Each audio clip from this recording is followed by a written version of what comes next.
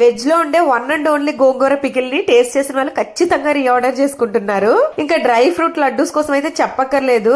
Health కి health, taste కి taste, పిల్లల నుంచి పెద్దవాళ్ళ వరకు ఎంత బాగా లైక్ చేస్తున్నారో. అయినా నా మాటల్లో కాదు, ఈ క్యూట్ బాయ్ మాటల్లోనే వినేయండి.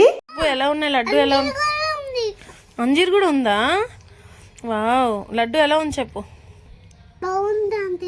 చాలా బాగుందా?